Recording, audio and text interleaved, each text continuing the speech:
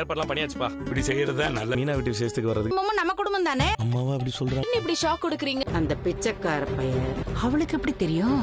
ரொம்ப நன்றி அத்தை. எனக்கு வேலை இருக்குமா. மனோஜுக்கு வந்து மனோஜோட ஃப்ரெண்ட் ஒரு ஐடியா கொடுக்குறாரு. என்ன அப்படின்னா, மனநலம் பாதிக்கப்பட்ட ஒரு பொண்ணு இருக்கா, அந்த பொண்ணை நீங்க கல்யாணம் பண்ணிட்டீங்க அப்படின்னா நீங்க வந்து நல்லா இருப்பீங்க, உங்களுக்கு வசதியான பொண்ணு அப்படின்ற மாதிரி சொல்றாங்க. சோ என்னடா சொல்றேன், நீ வந்து அப்படி ஒரு பொண்ணை கல்யாணம் பண்ணிக்கணுமா நீ அப்படின்னு சொல்லிட்டு குடும்பம் என்ன சொல்றாங்க அப்படின்னா, நீ அப்படி ஒரு வாழ்க்கை கொடுக்குற அப்படின்னா கூட பரவாயில்ல, ஆனா வந்து நீ பணத்துக்காக அப்படின்னு சொல்ற பாத்தியா, இது எங்களால ஏத்துக்கவே முடியல அப்படின்ற மாதிரி சொல்றாங்க.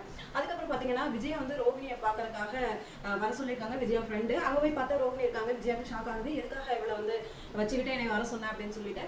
ஸோ அப்போதான் ரோகிணி ஒரு விஷயத்த சொல்றாங்க. என்னன்னா, நான் வந்து உங்க பையனுக்கு டைவர்ஸ் தந்துடுறேன், என்னை எப்படி ஏத்துக்கிற மாதிரி இல்ல நீங்க, அதனால வந்து உங்க பையனுக்கு நான் டைவர்ஸ் தந்துடுறேன் அப்படின்ற மாதிரி சொல்றாங்க.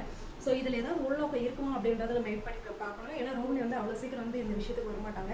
ஸோ அதுக்கப்புறம் பாத்தீங்க அப்படின்னா, மீனாவோட தம்பிக்கும் ருக்மணி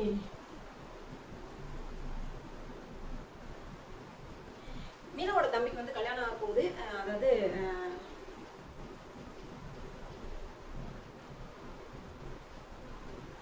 மீனாவோட தம்பி கல்யாணம் ஆக போகுது. ஸோ அது நடக்குமா நடக்காதுன்றது பெரிய கேள்வி தான். பார்க்கலாம் என்ன நடக்க போகுது அப்படின்னு சொல்லிட்டு வெயிட் பண்ணி பார்க்கலாம். நெக்ஸ்ட் சூப்பரான வீடியோவை உங்களை பார்க்குறேன். பாய்.